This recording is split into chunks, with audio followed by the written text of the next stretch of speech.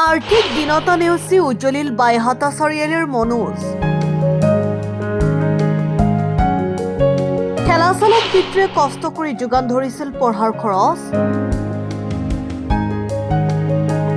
আৰ্থিক দিনতা শিক্ষাৰ ক্ষেত্ৰত হেঙাৰ হ'ব নোৱাৰে, ইয়াকেই যেন আকৌ প্ৰমাণ কৰিলে বাইহাটা চাৰিআলিৰ মনোজ ডেকাই। উচ্চতৰ মাধ্যমিকৰ ফলাফলত উজ্জ্বলিল খেলা চলাই জীৱন নিৰ্বাহ কৰা অমৃত ডেকাৰ পুত্ৰ। বাইহাটা চাৰিআলিৰ অন্তৰ্গত মালিবাৰী উত্তৰ চুবুৰীৰ অমৃত ডেকা আৰু ৰুমি ডেকাৰ পুত্ৰ মনোজ ডেকাই। তেওঁলোকৰ বাবেই মই এইখিনি সফল হ'ব পাৰিছোঁ।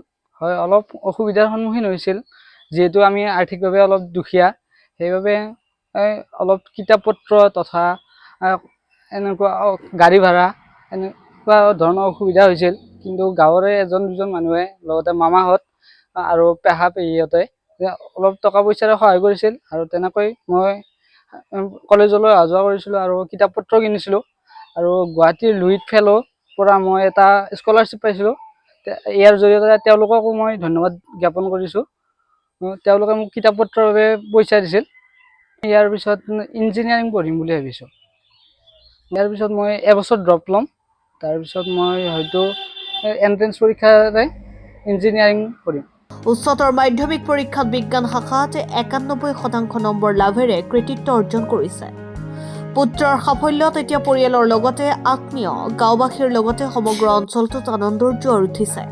উচ্চতৰ মাধ্যমিক পৰীক্ষাত চূড়ান্ত পৰীক্ষাত আমাৰ ঘৰৰে তথা আমাৰ এই অঞ্চলৰ গৌৰৱ শ্ৰী মনোজ ডেকাই বিজ্ঞান শাখাত ৯১% নম্বৰেৰে উত্তীৰ্ণ হৈছে।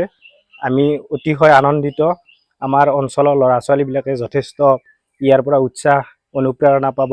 ঘৰখনৰ যথেষ্ট অভাৱ অভিযোগ আছে, তাৰ মাজতো সি নিজৰ পঢ়া শুনাখিনি সুন্দৰকৈ চলাই নিছে।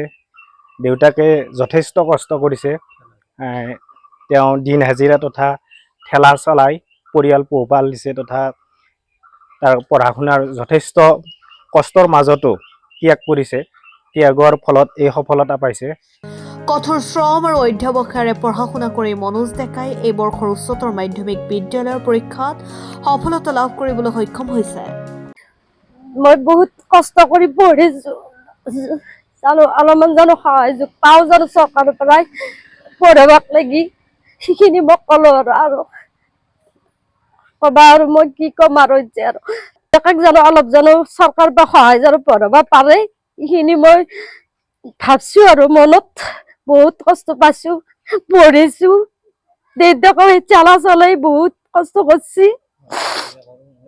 ময়ো কাম কৰো, বেলেগৰ ঘৰত যাই গাড়ী ভাড়া দিওঁ, তাক গাড়ী ভাড়া দি আকৌ সি চাইকেল চলাই যায় আধাক লাগি, তাৰপিছত বাছত যায়, বহুত কষ্ট কৰি আহে যায়।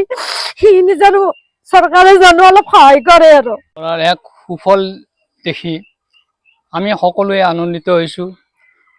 মোৰ যিমান কষ্টৰ অনুভৱ হৈছিল, আজি মই সেইখিনি অনুভৱ মই কৰিব পৰা নাই। সেই অনুভৱখিনি মই ল'ৰাৰ কাৰণে মই সেই কষ্টটো পাহৰি গৈছোঁ। যি ঠেলা চলাই হাজিৰা কৰি এইখিনি যে আগবঢ়াই নিব পাৰিছোঁ, তাৰ বাবে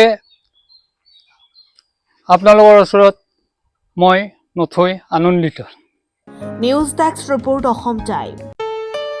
ঘৰত আনন্দ আৰু সম্পৰ্কৰ চমক বজাই ৰাখিবলৈ জৰুৰী হৈছে সকলো আনন্দময় মুহূৰ্তত মৰমৰ উপহাৰ দিয়াটো। সেইবাবে মধুশ্ৰী জুৱেলাৰ্ছে আনিছে সকলো ৰঙীন ক্ষণৰ বাবে বিশেষ গহনা। হীৰাৰে হওক, সোণৰে হওক বা ৰূপৰে হওক, শ্ৰেষ্ঠ ডিজাইনছ আৰু হলমাৰ্কযুক্ত গহনাই ৰাখে সম্পৰ্কক নিখুঁত।